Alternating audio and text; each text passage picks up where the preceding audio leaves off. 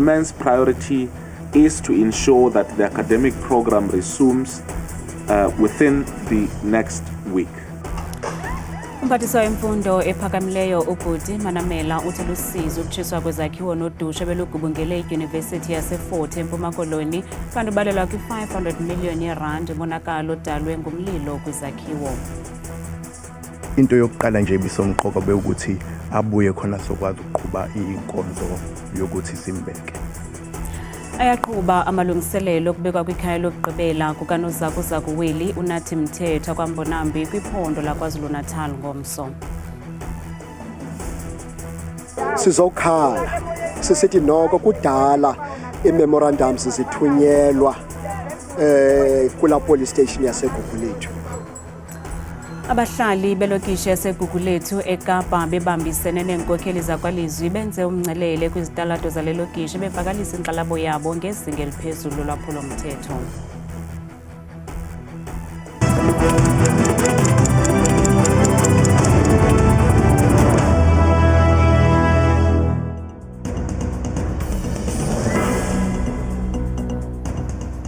Sinamkele kwindaba zethu andaba endodwa andaba nophumza sikhumba noyitoliki yolwimi lwezandla Botani Msontsondo.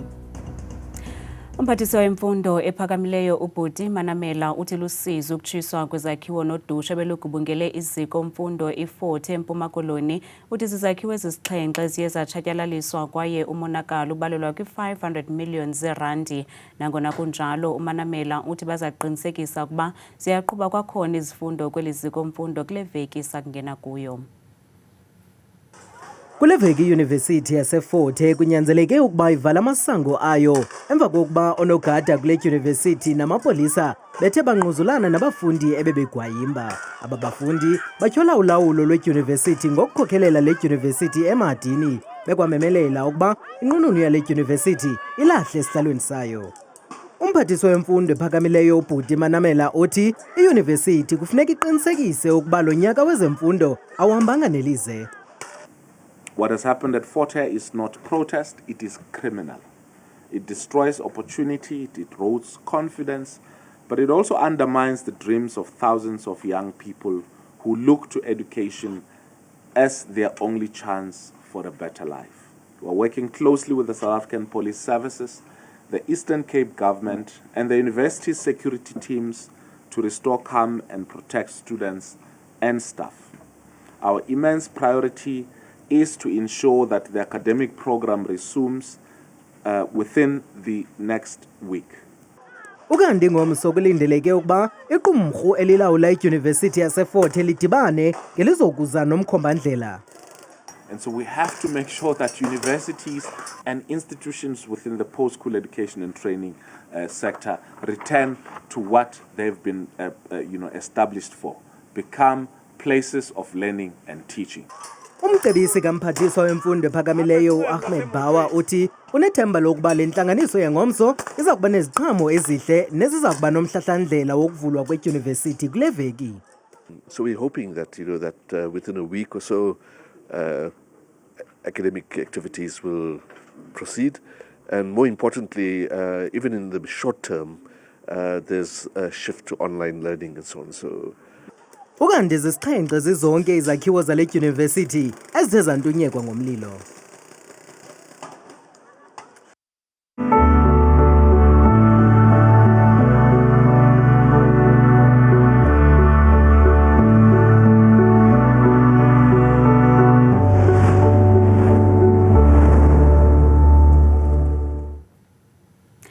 Ayaqhuba amalungiselelo okubekwa kwikhaya lokugqibela kanozakuzaku Willie uNathi Mthetho kwaMbonambi kwiphondo laKwaZulu-Natal ngomso.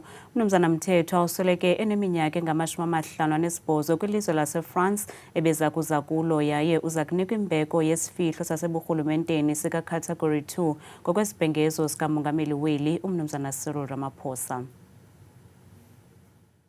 Usapho luthi lukulungele ukubeka kwikhaya lokuphumla naphakade uNathi Mthetho ubhubhele kwilizwe laseFrance nobengunozakuzaku Willie kwela lizwe emva kokulandwa komzimba wakhe ofike kweli izolo. Sumndeni sinokududuzeka okuncane since sikwazile ukuthi sibuye nobaba eFrance I think bezibhlungu kakhulu inhliziyo njengoba eshabalale kwelinye ilizwe. So into yokuqala nje bisomqoka bekuthi abuye khona sokwazi ukuqhuba inkonzo yokuthi simbeke. From tomorrow we're saying that we're bidding farewell properly to Nyambose for his contribution in the organization and the struggle of the people of South Africa.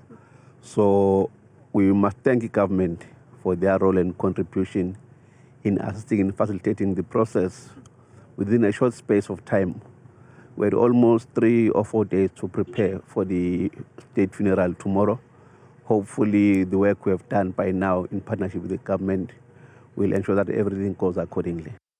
Xeshikweni likwavakalise ukulamkela nophando luqhutywayo njengoko lusenemibuzo iphathelene nokusweleka kwakhe. Singathi sisalinda ukuthi aqede uphenyo lawo amaphoyisa ngokugcwele then sizobe sesibona lapho mengase sithi siqhambukela kakhulu emsebenzini wabaphoyisa soba nenkinga yokuthi ngesikwazi ukudila nokuhanjela obaba. So okwamanje sisabhekene nakho size siphethe umsebenzi wakhe ukuthi simbeke. Then ke imbuzi singalandela nokucaciseleka emaphoyiseni kodwa we welcome ukuthi baya investigate bayaqhubeka. Kambe umzimba kaNyambose uza kulala kumabala kwamthetho namhlanje ulinde ingomso.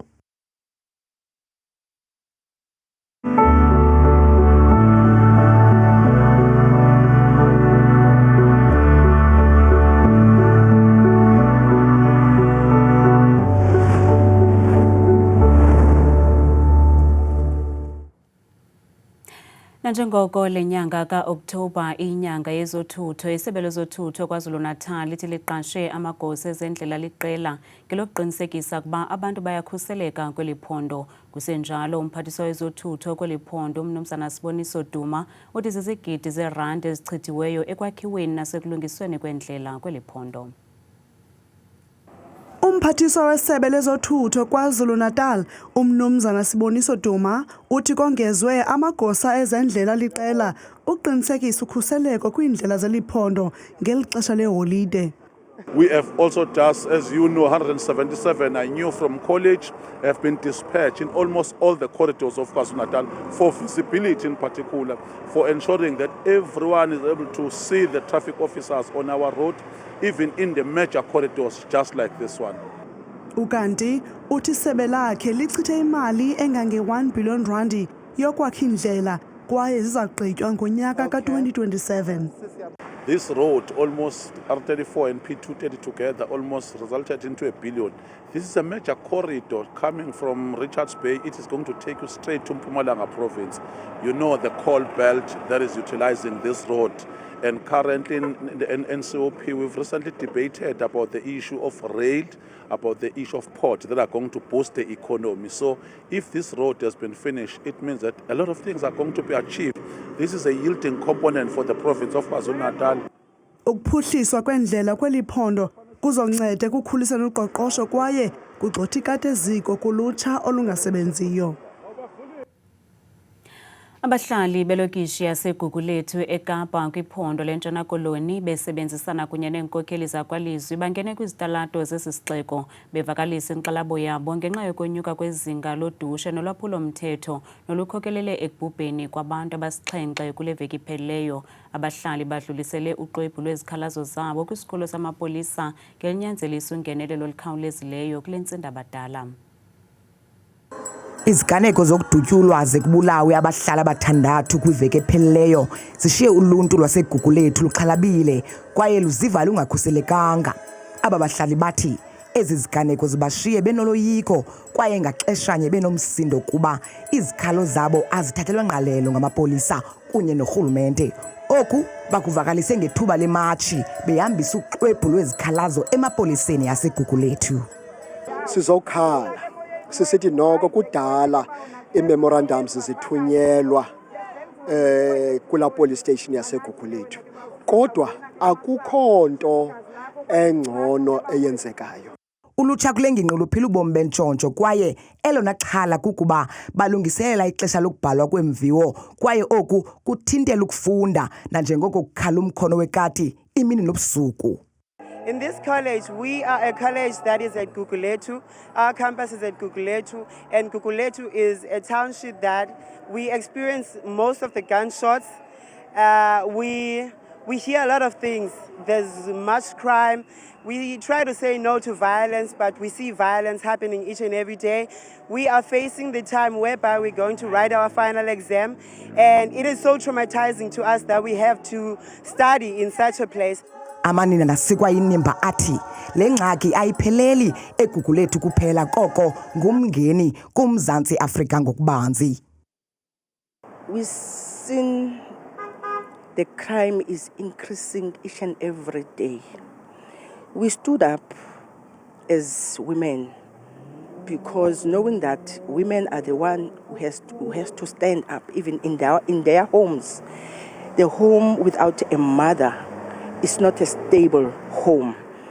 So to stabilize our communities, we decided that today, let's rebuild the women's uzwelonke. Owona nobangela wale matshi kukungabanjwa kwabarhanela kuzo zonke ezi ziganeko kwaye akukho nkqubela emva kokuvulwa kwalamatyala okubulala. Samashishini ongundaba mlonyeni uBrown Mokgotsi ucele ukuba kukhe kunqunyanyiswe kwethutyana ngesithuba seentsuku ezintlanu ukuvela kwakhe phambi kwekomishoni yophando kaJaji Madlanga. Lo kaMokgotsi uthi lunqumamiso lubalulekile kuye nanjengoko efuna ukufaka nomlomo namagqwetha akhe kwaye angavela kuphela phambi kwale komishoni ngomhla wama-24 kule nyanga ka-Okthobha. uBrown Mokgotsi notyholwa ngokuqhokana nomphathisi wamapolisa uMnumzana Senzo Mchunu uye wabizwa ukuba ayokuvela phambi kwale komishoni ebutsheni bale veki nanjengoko igama lakhe livela izihlandlo eziliqela kule komishoni. Utyholwa ngokuba nesandla kwizenzo zolwaphulo-mthetho ezenziwa emfihlakalweni nokungenelela kwimiba yesipolisa. Zizigidi zeerandi ezichithwe ngumasipala waseKuruleni kwiMpumalanga ukwakha i-swimming pool neyaqala ukwakhiwa ngo-1998 ze ngo-2012 kwafumaniseka ukuba yakhiwa kumhlaba ongafanelekanga, nto leyo ingabeka ubomi babahlali kule ngingqi emngciphekweni. Kungoku nje abahlali bafuna ukwakhelwa i-swimming pool ukuze abantwana babo bakwazi ukuzipholisa kwinqatsini yelanga kwezolide zehlobo. Abahlali baseKatlehong bathi baziva bengahoywanga ngumasipala waseKuruleni. Oku kuzemva kokulinda i-swimming pool iminyaka engama-27. Ngathi mhlambe ingaspeed up i-process ukuthi ibuye i-swimming pool so that abantwana at least sokwazi ukuthi bakuphi bazi-enjoy, especially njengoba sokuyi-spring isikhathi sakhona vele ukuthi ama-outdoors yabona. Vele indaba i-swimming pool sayifuna lana because of like ngiyaqala ukulibona kaselihle kanje mina lingena ndawo ukuthi like singakhona uku-enjoya nani ngithweni. Okay right, ngeke ngaba ne-problem mina kahle kwenzakala i-mistake wagcinekala sisigcine sesingale ngasemfuleni so yeswima khona, one of them wanyamalala emanzini yabona. So that's why sithi sidinga ukuthi kube ne-swimming pool lana kahle ngoba nathi bese sinethemba ukuthi ingane zethu angeke sabe engozini ngoba khona le ndawo eziziya kuyo le ziyoswima enobungozi obukhulu bathi kusemabhozolo. So masibona kunje siya kancane nathi siluza amathemba. Umasipala waseKuruleni uthi zange igqitywe le swimming pool ngenxa yokungakhuseleki kwayo. The swimming pool opened in 1998 and over the years they've tried to do some repairs and maintenance on the facility, but in 2012 all our facilities had to go through a geotech investigation to see whether there is dolomite. So due to that, this facility was checked and was found to have dolomite. Ukanti uThusi ukwathi umasipala kanayo imali eyoneleyo yokugqibezela ezinye izakhiwo. Our current budget as the city in the SHREC department is 30 million, and 14 million of that comes from the province, which is to build libraries. So we are left with 16 million. And on the 16 million, we've got 16 pools, which are still currently not opened because of repairs and maintenance. Lo masipala une-swimming pools ezingama-38 kodwa ezisebenzayo zili-16. Kwiindaba zethu kuChannel 163 noziphathelwa iNewsroom Africa, ndingulumka Bhekindawo eRhawutini. Sonwabile Madonela nowaziwa ngelika Sosoboy for sure noyinzalelwane yaseMpuma Koloni uthi ukuphuma kwecwecwe lakhe elithi Pink Roses ngunobangela wothando alufumene ngakumbi kumzali wakhe. Sithetha nje enye yengoma kwelicwecwe ethi Mine sele imanyelwe ngabantu abangapha kwesigidi kwiqonga le-YouTube. Madonela uthi ubhalele kwiimbasa zeSummers nanjengoko umculo wakhe uchongwe kwimiboniso bhanyabhanya yaphesheya ethi Sour Grapes, Lullaby neminye nezakuthi idlale kwiqonga Netflix. Imvumi neyinzalelwane yasemdantsane eMpuma Koloni uSosoboy for sure uthi uyakunqandwa zinkwekhwezi nanjengoko ingoma yakhe ethi Mine iquqisa kumaqonga omculo afana ne-YouTube. Because yonke le EP it's all about love, hence nayo ibizwa ngo Pink Roses, because if you can check the meaning behind the Pink Roses, it's about sharing love to everybody that is close to you, with whether your friend, mama akho, yabona ngumuntu wakho nje wonke umuntu osecamva kwakho omthandayo. It's all about londo leyo. Ungomnye wemvumezeli ezithe zawelwa ngumqa esandleni wokuba ingoma yakhe ibe kumboniso bhanyabhanya we-Netflix othi We Got Mourners. For me, ndivele ndavuya, and not just for me but for the company as well, Asanda Empires. Sonke sesaqonda ukubana okay, lento siyenza iyabonakala ngokuyacaca xa kuzawudlala nengoma zethu kwi-movies like overseas, and also we're still planning a tour that is a start yosibeka kulo UK leyo nase USA. So sisavuya kakhulu manje sesaqonda ukubana okay, the city's beginnings but siyamova.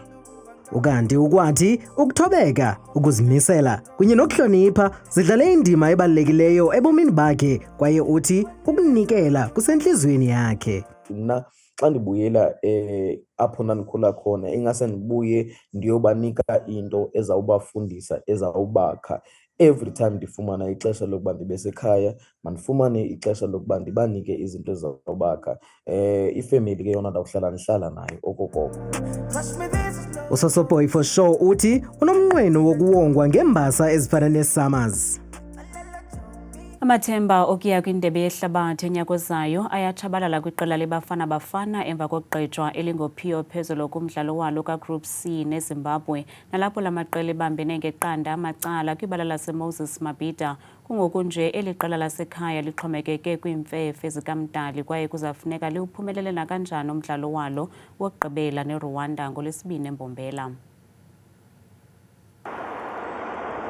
Apollos goes to Mbule once more. The pass is on, but he goes for the shot. Iqunube khangela ivuthwe ngokomnqweno wemfene phezolo kwiqela leBafana Bafana, kwaye ngoku sele zikhutshiwe icalculator kusenziwa izibalo nanjengoko ikamva labo lokuya kwindebe yehlabathi lithande ukuba mfiliba. Afrika borwa basireletsa bakudimogamula. uHugo Bruce uthi amakhwenkwe wakhe alwe kwade kwasegqibeleni nto nje bachasela lithamsanqa. We tried everything, but yeah, okay, you see a very motivated Zimbabwean team against us. And we knew that it should be tough, but yeah, that's also football. Kodwa nangona kunjalo uthi ayisosiphelo esi baza kulwa kuqhumuthuli ngoLwesibini kumdlalo wabo neRwanda. This is something that is very hard to accept, certainly. It is not lost totally, but it will be very difficult now. Icekwa ke lilele kuHugo Bruce namakhwenkwe wakhe nakwimfefe zikaMdali nakwiziphumo zeminye imidlalo yokugqibela eza kudlalwa kuGroup C. Nazimozulu noThabile Makhaphela.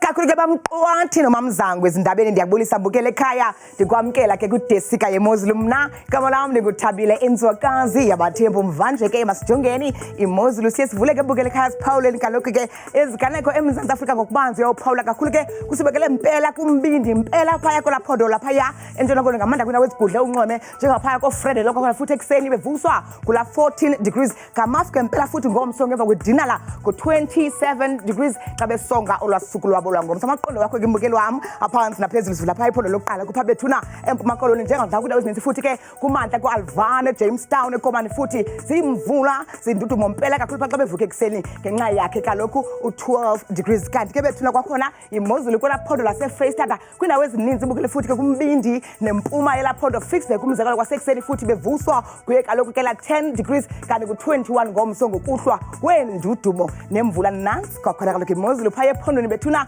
lasentshona koloni kulawo ezininzi futhi ke ezizinze kumantla nempuma welaphondo Beaufort West kwasekuseni futhi ubukele ekhaya ngo15 degrees naphakala kulawo ezininzi futhi koWorcester kusabanda kunethe ngomso xa bevuka kanti ke baphila kanje kwelaphondo lapha bethuna koNorthern Cape umpela emzontsulu phaya koKorumani kumantla welaphondo futhi zintshizane zithe gqa yonke lantsasa ngo11 degrees ngokunjalo phofuna kumazantsi koKimberley ngomso kanti ke nansi imozulu kwelaphondo lapha bethuna koNorth West ngomso kwindawo ezininzi ezizinze kumantla welaphondo mahike kwasekuseni futhi kuyaduduma kuyabaneka bevuswa phala kaloku futhi ke lelashumi nje elikhatshwa sisihlanu kanti bethuna imozulu kaloku phaya ephondweni futhi laseGauteng apho sikhoyo thina ngalomzuzu phampela ke kumazantsi welaphondo Carletonville kwasekuseni ngomso futhi kuyafefa kuyabanda ekseni ngo14 degrees kanti beyivala imini beyisoka futhi ke ngo24 degrees mbukele ekhaya wami nyuka nami ngokubanzi phaya futhi ke ephondweni laseLimpopo njengoba kundawo ezininzi ezizinze kumazantsi welaphondo bilabile ekseni futhi ngo17 degrees napho kumantla welaphondo kophalapurwa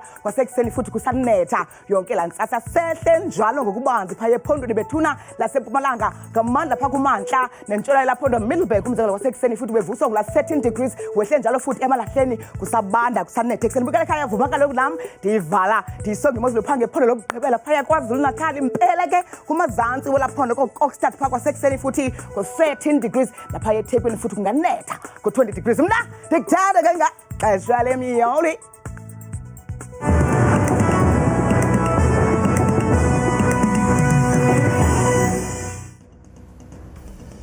kamnandi mawethu.